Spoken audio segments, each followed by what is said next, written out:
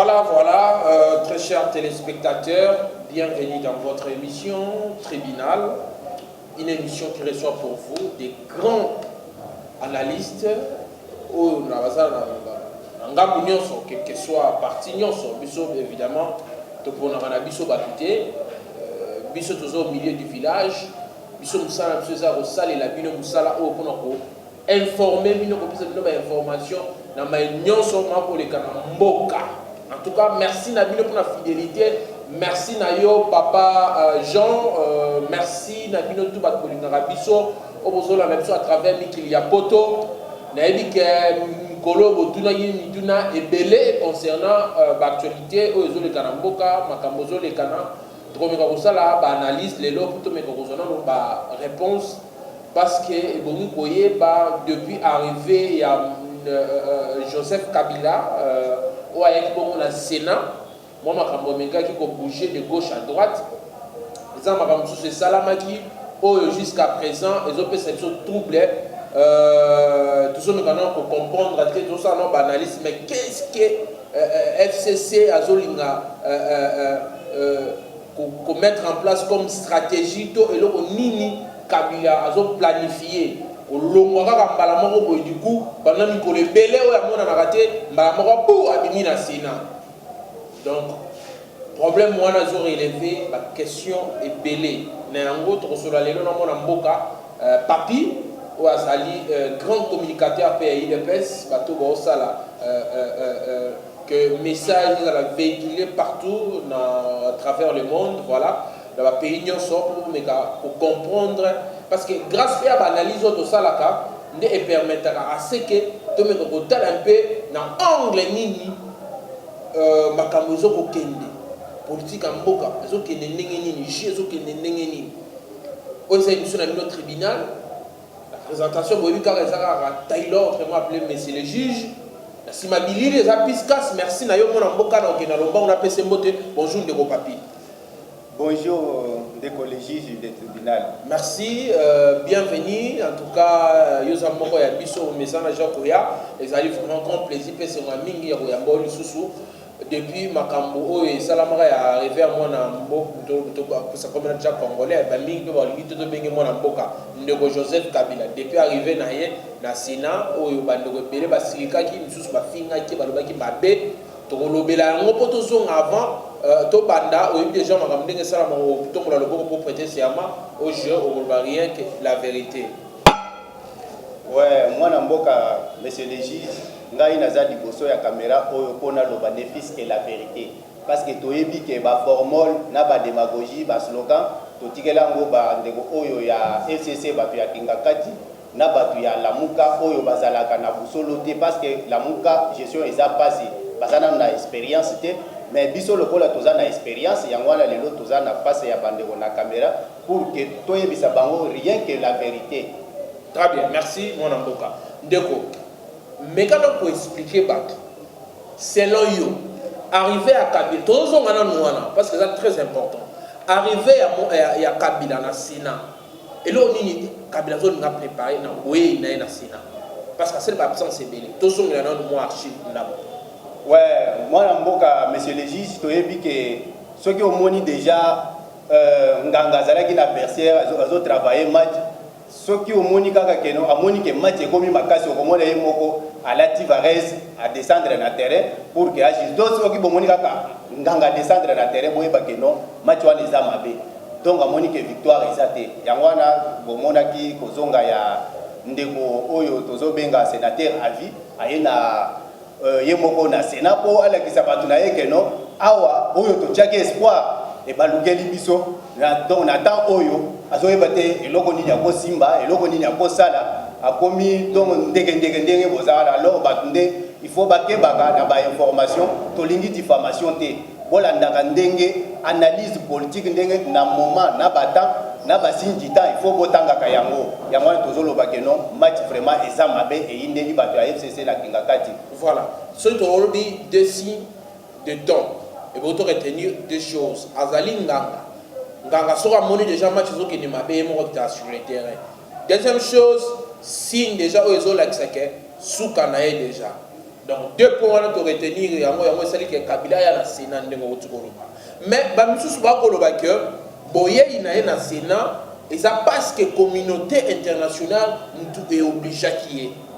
Selon vous. Est-ce que ça bon to ezali volonté to za faire carrière? Mais Boye il y a parce que Boye bi on lobby bien. Boye bi Herman Cohen na 2000 je pense na 2019 aloba ki bien que na 2020 année prochaine bokoyo ka lisusu kombo ya Kabila na RDCT. Batindaki ba journaliste na ba média ba bandi ko qualifier ndenga azali boma ndenga AGC ekei déjà aza na référence ya mémoire te. Alors or il déjà ayebaki makambo oyo communauté internationale ezana kati ya ko préparer pour na Kabila.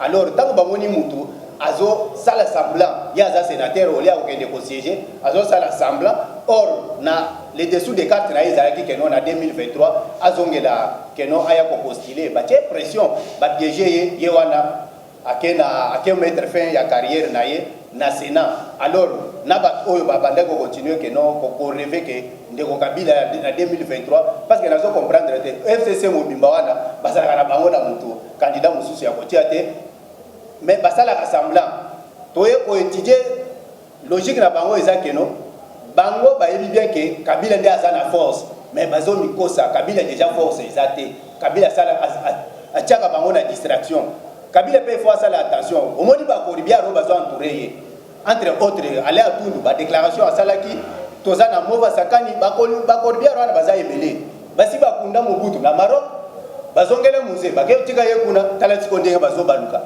bon il faut ba ayeba ke aller à Tundu na tongo azalaka na FCC na kingakati mais na pokwa azalaka nde na kashi nazoyeba ale atundu tango monseigneur évêque Mulumba azalaki vivant ale atundu abande ko kende na cité de Loya azosenga ba reconduire comme PCA. Est-ce que le problème est ça ale atundu?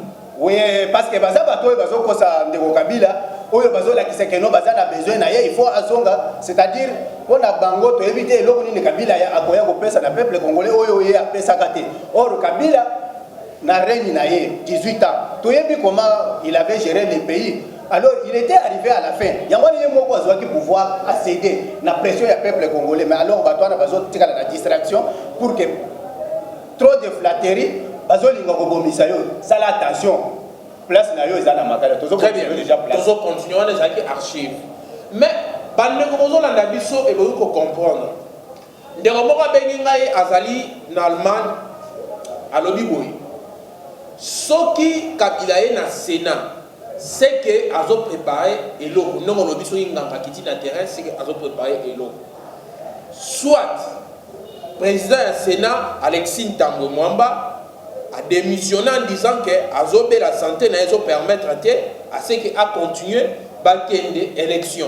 Ce qui bakende élection ba poni ba repona Joseph Kabila. Et Joseph Kabila encore président du Sénat va créer une manœuvre dans le monde satanique pour le chef de l'État. Ensuite, on va destituer ou soit passer la coup d'État pour que le Kabila azonga. On a des hypothèses. C'est l'analyse de Wana Sali. Est-ce que vous avez posé possible?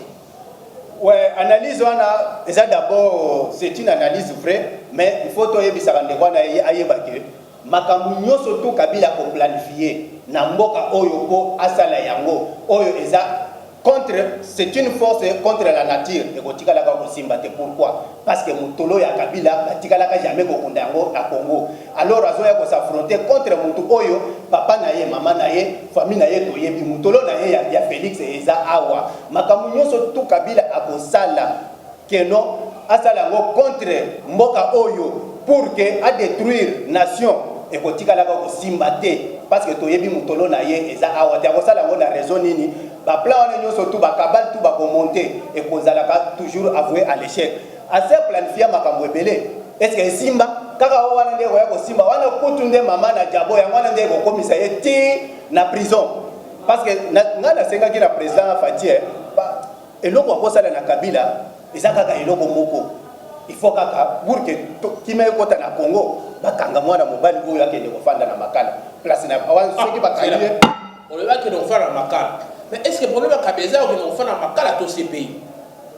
te kabila soka ke na CPI boyebi baje ya CPI ndenge ezalaka Laurent Gbagbo akenda CPI lelo ba libéra ye Jean-Pierre Bemba basali na ye baje awa Jean-Pierre Bemba basali banda alors il faut to fandela na ye awa to bambie ata mo 20 ans na ye carrière na ye esileli ye na nini na prison parce que soki akenda CPI mais non c'est un militaire bino constitution ya sali prison na makala ah bon s'échapper ta aussi évadé te wana mwasi ngana mwana kabila lokola mwasi kabila pesa pouvoir donc na pete ata président moko te na monde apesa pouvoir lokola kabila batelemeli ye kaka bakosi ya awa o 80 militaire baza na Braza mutu tremble na tongo azui pouvoir apesi asedi yango na plateau na pete mutu ane wana bino bolo bakelo akokende pouvoir na pete Shadara alobi soki bomeki kaka akodévoiler basecret toyebi ba façon na bango ya ko travailler adversaire a changé jeu faut ba comprendre yango adversaire a comprendre azali tous na discours te pour la contredire mwana mboka alors pour la démobiliser na ko perdre espoir ya peuple congolais il faut ba bimisaka ba message ya keno toyokana ki na bango keno na 2023 il faut tozongela pouvoir oya ko sala nyonso to ba Shadari bazolo ba wana ezalu kuta toyebi déjà façon na bango ya ko travailler eza pona ko déstabiliser peuple congolais ko démoraliser bango Shadari makambo alobi wana eza kaka ya ye moko nde ayebi yango biso toyebi ke Kabila c'est un faible le président le top omoni nani mwana mboka Gaddafi azalaki na esprit mais le président le plus faible yuma ya kosakana te eza Kabila mwana mboka yuma wana tango kaka ayoki keno eleli awa mbala moko azui pouvoir à céder mais mutu apesaki pouvoir tala ayebaki te ke Fachi azala za rangère mais c'est là yozo ba Fachi za rangère binope. Mais pourquoi le président de la République a continué à recevoir toujours Kabila? Aussi longtemps Kabila a calculé déjà l'agenda. Pourquoi a recevoir Yeka? Parce que question les autres se posaient mingi. Batmanobi est-ce qu'il question à naïf ou Ezanini?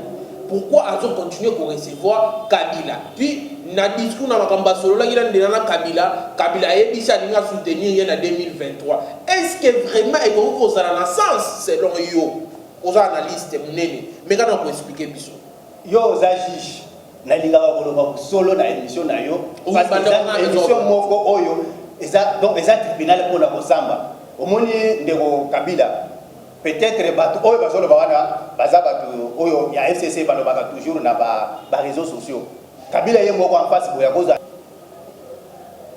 est-ce que président za naïf Tony Kabila ye moko mwana mboka aza na courage te ya kofanda en face ya président Félix Antoine Tshisekedi koyebisa ye makambo bato bazoloba wana naivité pa ya Fachi eza te mais oyebi adversaire ntango ozofanda na ye il faut d'abord komaîtriser koyebaka bapoint nini fort oyo aza nango pour que ntango ozobanda kobimisa biloko mwana mboka bato bayeba keno babiloko wana ezwa ye bato balobaka awa keno président Fachi aza marionnette entre autres Fayulu mais tango aye kosala ba nomination ya ba juge na ba militaire bomona ki ye moko Fayulu aye kobima awa lobi ke non non a violé constitution il faut pas destituer kaka o ye moko benga ke asimbelaka Kabila pouvoir mais lelo tango bazo benga ye na naivité bazo mona faible pas Kabila te aza faible te bango ba s'attendre na résultat oyo Fachi akopesa bango na 2023 parce que Fachi ceux qui a travaillé bien té ceux qui a landi baje ya batu ya FCC bazo embrier balingi ko embrier pour que à se perdre na oyo ye azo préparer pour le peuple congolais Kabila appartient déjà au passé Kabila ndengo eza wana Fachi atangu kolo moko te eza na eloko mwana mboka oyo Kabila kosanaka ou bien ko calculer pa ya Fachi et Simba parce que tango Kabila ye moko azalaki na pouvoir na oyo nyoso batu bazo adorer Kabila désir azo pouvoir apesa ngo na pété mais ndenge nini bato bazo kaka na Fachi oyo bazolo balelo ki aza faible ne mutu Kabila yaki asali na ye remise et reprise mais tango asalaki na ye remise et reprise est-ce que Fachi asalaki na munduki achelaki munduki ezaki toujours na méthode ya diplomatie Fachi c'est un fort diplomate ayebi ndenge ko kotela yo na motema mais pourquoi azo continuer pour recevoir est-il aussi longtemps to yé déjà ma belé Kabila otuko meka ça sert à rien de rappeler. Mais pourquoi le président de la République doit continuer à recevoir toujours Kabila? Ennemi, il ne faut pas dire qu'il est temps. Il faut toujours que Benga Kayo passe un avertissement. Parce qu'avant de frapper quelqu'un, même dans la justice, d'abord, il y a une volonté. Alors, ceux qui volonté, il y a condamnation et yaka fatia ko kende ko sauter parce que pour appeler ça ba tout sur raison té ya mwana zo kende na Kabila malembe jusqu'au mur. Kabila presque donc il est déjà arrivé presque au mur ba à la calme. Fati azo recevoir parce que sa faiblité c'est un président oyo azana motema munene oyo président oyo aza ayebi ko calculer président oyo c'est un homme oyo ce qui a offandi na ye o comprendre qui est Fati. Kabila azana eloko moko te akolekela nango Fati oyo Fati akosala te parce que contour nyonso pouvoir nyonso oyo tozana ngo na Congo lelo c'est Fati mutu azana ba information kolega Fati azate mutu oyo azana calcul ya mboko oyo pona kotambwisa ngo kolega Fati azate bino ko pesa Fati ta okomona makambo oyo akosalela Kabila na mena zo pesa bino assurance fait ya Kabila ezana prison très bien fait ya Kabila ezana prison mais ozo rasrenga vraiment te na maloba na yo problème majeur a on a posé comme question ezali ya comprendre pourquoi le président de la République accepte-t-il Yapoluka FCC est accompagné une élection en 2023 en disant qu'il va soutenir la candidature. Est-ce que vraiment ils ont un sens? Mais quand on explique un peu parce que nous avons pas si mingi il y a un qui va pouvoir il y a beaucoup santé à l'époque pouvoir il y a Etienne Tshisekedi wa Mulumba oh bah ils ont sango pas moi là et moi là j'ai même battu la même stratégie pour dire que tu vas soutenir en 2023 pourquoi moi mboka monsieur le juge de tribunal toyebi que ITPS c'est ça 37 ans na kati ya polité pour la pouvoir ITPS a son pouvoir après un seul mandat a son pouvoir en poison c'est lango battu à FCC et puis battu nini battu ranien battu oyo bayaka na Congo ne fils que sans objectif ou bien sans idéologie esprit na bango ezakaka pona koiba détournement tuerie donc oyo nyonso ya mabe wana basala yango na Congo komonisa bana ba congolais souffrance IDPS a juste pouvoir na 2023 accueilli donc par quelle magie omoni bato bazolo bawana Kabila na 2023 kozala président na Facebook parce que ne place ya ça na espace mais na République démocratique du Congo awa nazomona par quelle magie te Kabila oyo akoya koleka kozala na kozwa pouvoir lisusu parce que IDPS d'abord si les élections auront lieu en 2023, ITPS a posé un candidat. Candidat n'a pas toujours Félix Tshisekedi parce qu'il n'a que un seul mandat. Maintenant, il va renouveler encore ça une seule fois. Alors, nous avons toujours pouvoir Kakasiko, tous les qui sont là, qui sont pouvoir. Kabila, net que non, to bosani makamu Kabila, ça là qui biso na Congo. Biloko oyo, to la kisaki le 20. Oyo ya commémoration ya ba victime ya UDPS il faut y rappeler batu makambo ebele est-ce que batu lokola biso tokozo lisusu pouvoir tozongisa lango Kabila batu bazokosana bazomikosana mais Kabila a maintenu toujours position ya pas garder au sang Malonda na niveau ya CENI et d'après Netuzomona Netusa analyse président de la République a déjà partant sur cette idée-là de garder au sang Malonda entre guillemets, bien sûr, tu es évité, toujours ça la analyse, mais est-ce que vous avez courir un danger permanent, monsieur Papi? Oui, monsieur le juge du tribunal, Ronsard Malonda appartient déjà au passé. C'était mort-né. Mais Kabila, il est permis à tout le monde de rêver. Les rêves sont gratuits, mais la réalisation coûte. C'est ça, c'est là où il y a les problèmes. Alors, on ne peut pas empêcher à Kabila de rêver.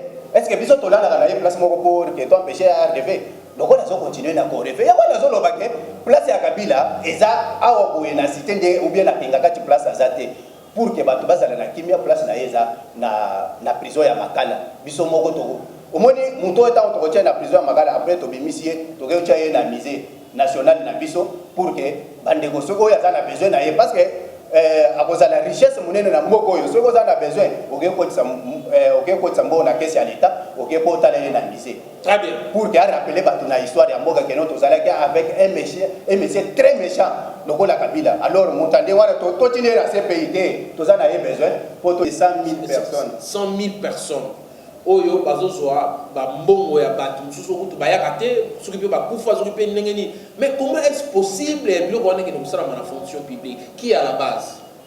Moto aza la base ya babiloko wana eza gestion ya Kabila. C'est pourquoi na yebi que ceux qui ba congolais va se souvenir bien na makambo Kabila sala na Congo na yebi te ba flatter na yo wana ba ko bima un jour parce que nazo ba te discours ni ba koya na ngoko balingaki ba diembele sima ya IDPS ba donc la croyance na bango que IDPS va soutenir bango. Problème eza awa eza problème sérieux.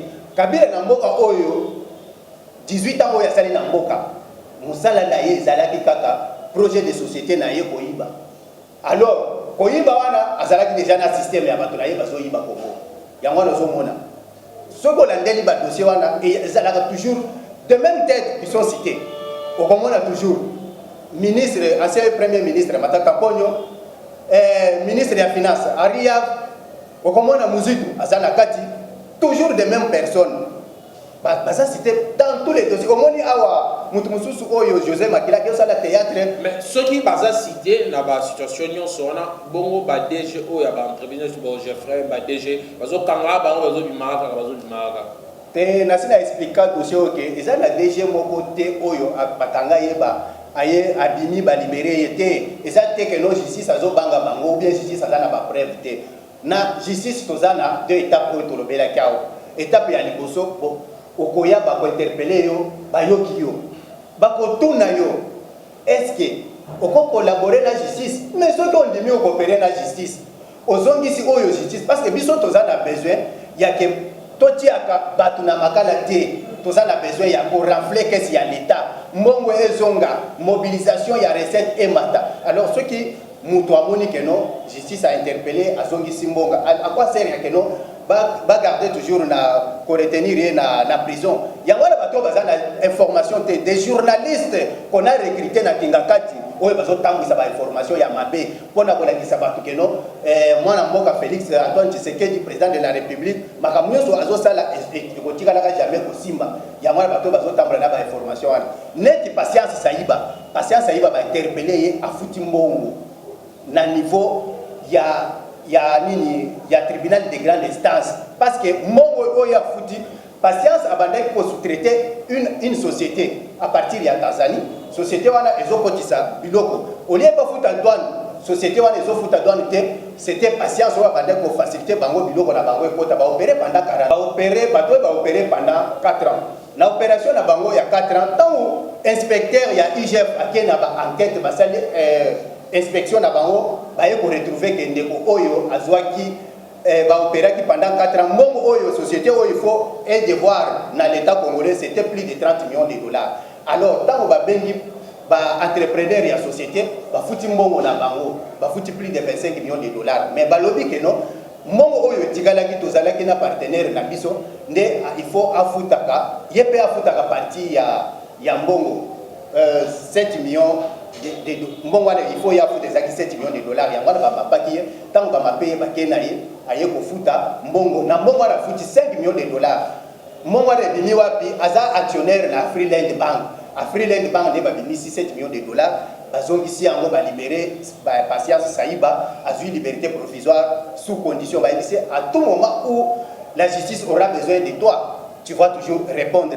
Problème ya inani oyo mususu Ariav ye azokende ko répondre à la justice mais après si ba journaliste ba mbongo pour que ba blanchir na opinion populaire parce que yeba que bat oyo politicien lo ba bangaka lokola acclameur public exact parce que yebi que ceux qui va rattraper ye na likambo oyo même ezo cacher même avenir politique na ye yango nozo mona bazo bimisa ba mbongo ba recruter déjà ba journaliste quelques journalistes ya mboka oyo baza peu près plus de 80% ya journalistes au na bango baza journalistes oyo bazo salela République démocratique musala te baza ba journalistes oyo bazo travailler ba thème na ba idée quelque part ba yenango ba pesi bango ba idée wana ba komi nango na télévision okoyoka bango nyonso bazo lobela même langage mais ba ko sala semblant neti ba yebani te bazo travailler place moko to yebi équipe na bango na moto yazo recruter bango yango dozo mona bazo leka na ba télévision bazo pesa ba fausse information pour faire voir aux gens que non te batwana bazo interpeller bango justice azalaki na ba preuve te eza justice moko spectaculaire te eza lukuta batutu wana mwana mboka oyo bazotanga bakombo na bango bazorépondre na justice. Nazopesa exemple ya John Tumba, ministre ya enseignement professionnel. Tant alobaki que moi je vais coopérer avec la justice, n'est-ce pas, il était relâché. Alors yango nazomona lelo dossier même lelo awa problème il y a 133 000 personnes oyo bazwaki na fonction publique ba fictif na ba dédoublant oyo bato bakendaka kozwa mongo badouble bakombo na bango bazwaka mongo ya l'État mais baza na qualité wana ya kozwa yango te bamisusu mongo wana ekendaka epai ya bango te bazwelaka nde bato bangongo. Alors tant que l'État aye kotala moi que non, il y a plus de 7 milliards de francs congolais oyo ezo échappé na l'État par an mongo wana ekendaka na maboko ya bato. Alors tant que l'État zo interpellé bango biso toza na besoin ya mbongo et non des individus. Ceux qui m'ont collaboré bien moi na mboka l'État pour relâcher à kokende nde dossier za wana eza na mutu moko te l'État azobanga ye justice ya mboka oyo lelo justice ekomi na place nango parce que eza promotion ya état de droit. Bien que toyebi que état de droit c'est un processus qui ne peut pas aboutir aujourd'hui mais ça va prendre aussi du temps. Mais na moya lelo inspection IGF bazosala musala inspecteur ya police judiciaire bazosala musala to décourager bandeko oyo te. Bandeko, il faut soutenir la justice na biso partout où vous serez, partout où vous êtes, pour que basa na courage, il faut continuer à servir la nation. Parce que mutu omoni babilo ko bazoloba, bazo zone c'est histoire na sima parce na kaleza kinini. Ba bengisio na justice, mutu moko ministre moko songola za quelque part a bengi a intimider yo pour relâcher bato. Nde babilo ko bato baza na mémoire, mais avec Fatih ne peut pas tolérer à ça. Il ne peut pas perdre une minute pour ça. Ceux qui ont interpellé, on peut répondre, on peut appeler mon côté quelque part que non, va interpeller pour que on soit le dossier terre, on les a de bouta. Ceux qui va bien on peut répondre. Mais tant que vous répondre, on peut collaborer. Bengaka ba marionnette na bino ba journaliste voti ndaka bango parce que toyebi bango. Mais to kosenga peuple congolais s'acharner na bango, à se charger na bango pour la commettre fin na ba bêtises au bazo sala na Congo. Merci Ndeko Papi na banzi obimisi nyonso mayakoka ekoloba bandeko balandi na bokebi nyonso na banzi binope bozali vraiment éclairé par rapport à opinion analyse o Ndeko Papi a autre sala na yango ba o bozali ki satisfait par rapport à réponse na ye to zonga lisusu na émission mususu na Ndeko international pour éclaircir un peu opinion très très propre. Alors na banzi to na suka. En tout cas, la personne, merci pour la fidélité. Nous allons continuer à s'abonner. Et monsieur Zali Tribunal, monsieur le juge, Nassima Abilili, vous avez qui bon na ndeko Piscas, na compte ya réalisation, vous avez qui bon Magloire, ndeko Papi, on repère sa message à Souka, pe numéro ya contact pour te évoquer au Cameroun. Ouais, numéro d'anga ya contact déjà plus 243 85 13 600 et puis 53. Alors message où nazo pesa ya Souka. Nazo senga na ba congolais oyo nyoso de partout na oyo baza na kati ya mboka to pesa beaucoup espoir na mboka to soutenir vision ya mwana mboka Félix Tshisekedi bomoni message na ye asalaki lelo na oni ezaki message moko discours moko très riche soki bolandi yango bolandaka baloba ya ba journaliste te mwana mboka asalaki appel alors donc abandaki ko se plaindre te il a engagé la nation alakisi bato oyo baza na kati ya kosala ba mafia na Congo asengi keno oni azwa ba responsabilité na ye apesa bato oyo ba sanction négative de façon que ba sanction négative oyo tango ekoya eza ba sanction ciblée to boyebi qui est qui très bien nani azo entretenir makambo eza na ese ya mboka ya mwana mission ya lobby soki bo soutenir mwana mboka vraiment pour que parce que eza que on peut gagner toujours une guerre lorsqu'on est ensemble, mais en nous divisant, on ne peut pas donc arriver à la fin avec une meilleure solution. Alors dans l'ensemble, c'est dans l'ensemble qu'on va gagner la guerre. On a des distractions, il y a des journalistes recrutés. Très bien. Merci, merci Ndeko Papi. En tout cas, merci Nayo, Marie-Claire Chango, Diama Rose, na sanité Rosie Pemba depuis Chicago, na sanité Mado Grims depuis USA. Na merci Namino Bolingarabiso. En tout cas, pour tout le lobby, toujours avec même plaisir, même si c'est le juge Taylor Moulumba. À la prochaine.